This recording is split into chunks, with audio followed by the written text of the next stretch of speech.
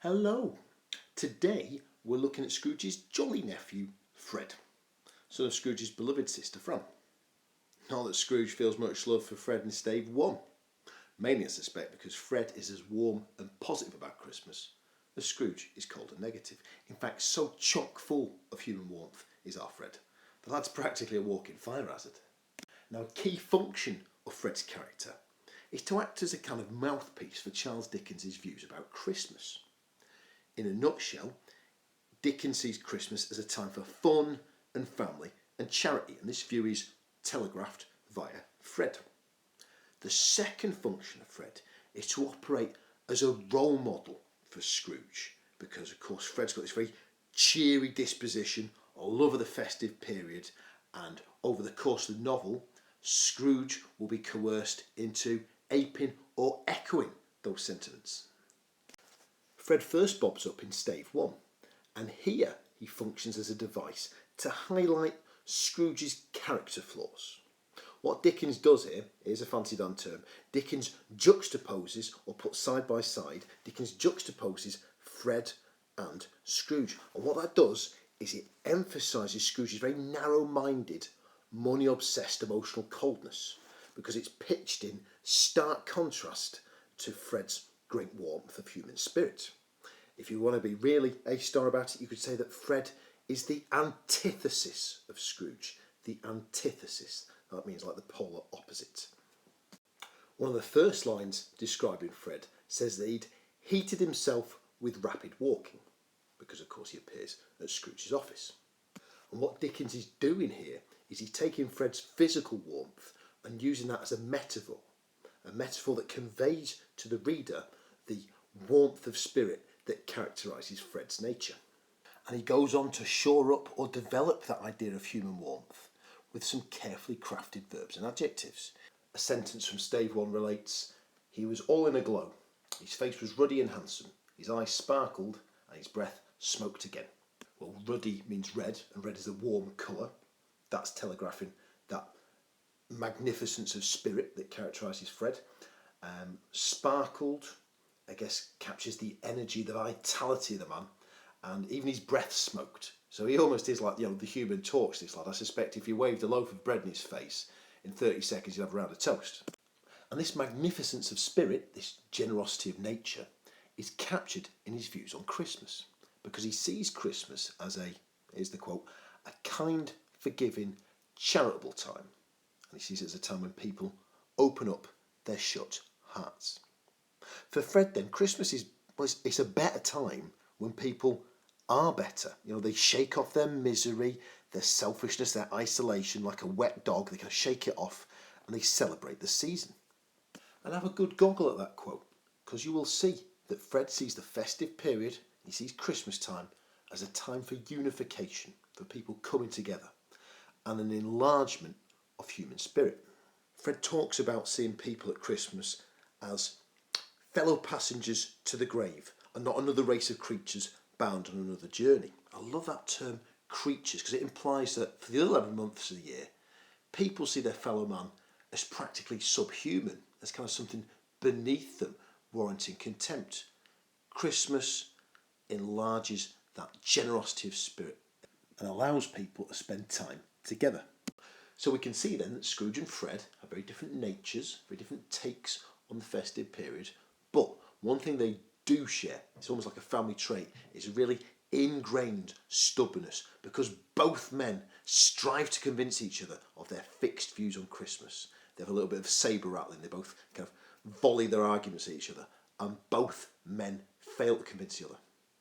Scrooge, for instance, rails at what he sees as Fred's stupidity, celebrating Christmas when he's got no money, when he finds himself, here's the quote, not an hour richer, because of course Scrooge views everything through the lens of his mercenary values. He's very money orientated.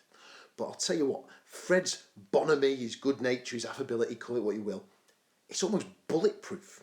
Certainly Scrooge's icy riposte can't melt it.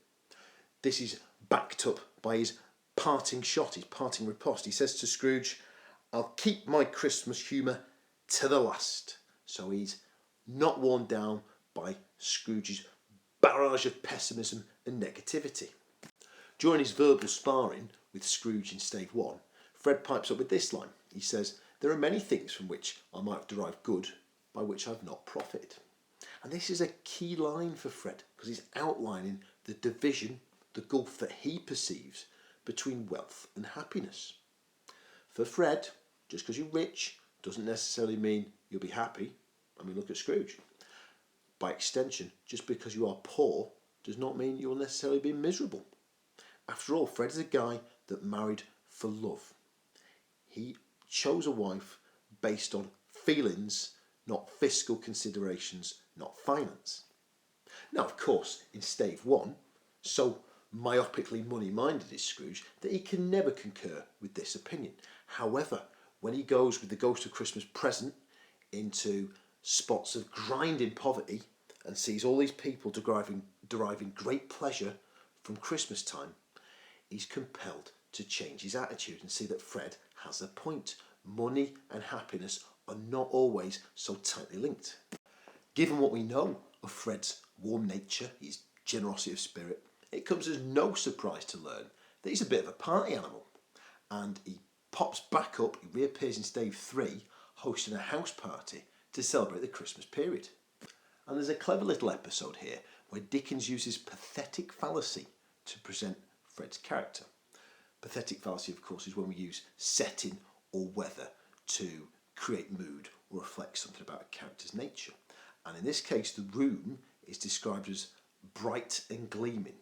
And to me, that kind of telegraphs the positivity, the vitality of the man. There's a real energy and bonhomie and goodness about him. We learn also that Fred has this big airy laugh on him. It's described as a rolling, twisting thing. It's a very long sentence to telegraph, I guess, the length of the laugh itself. And it symbolises of that laugh Fred's huge spirit, what the French would call his joie de vivre. Dickens, the narrator, loves Fred's laugh. He describes Fred as being blessed in a laugh, as if this laugh is a bounteous gift from God.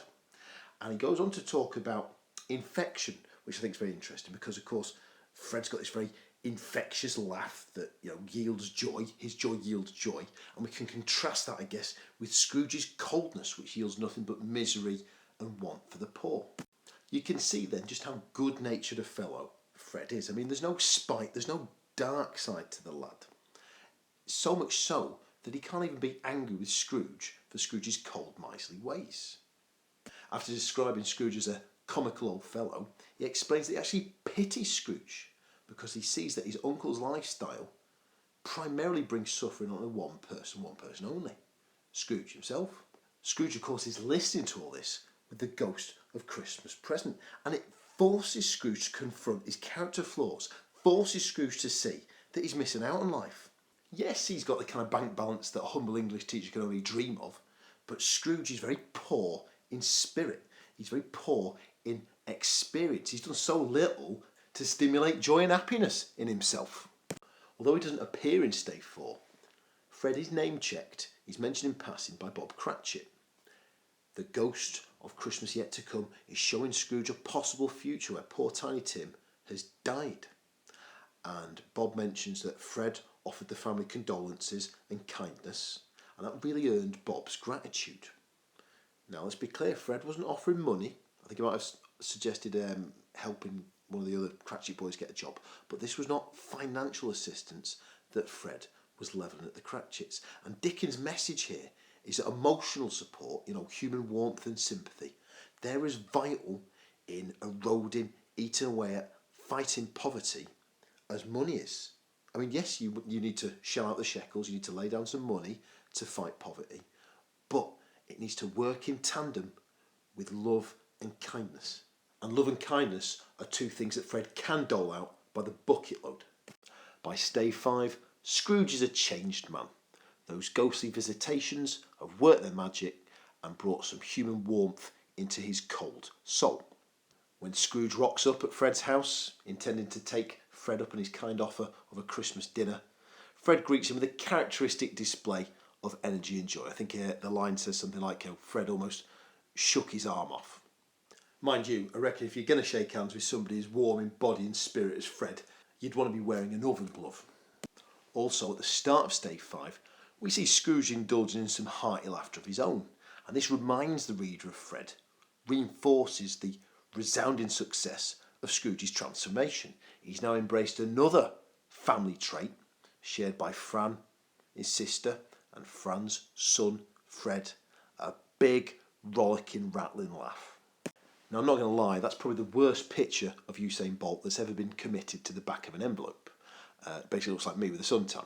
But the point I was trying to make is that Fred combines the vitality and the energy of an athlete with the emanating warmth of a radiator. And just before we go, I've got a spiffy limerick to remind us of Fred. There once was a fellow called Fred, who was led by his heart, not his head. He thought Christmas was great, worked Scrooge as his mate, and though poor, still ensured he got wed. Somebody make that man poet laureate.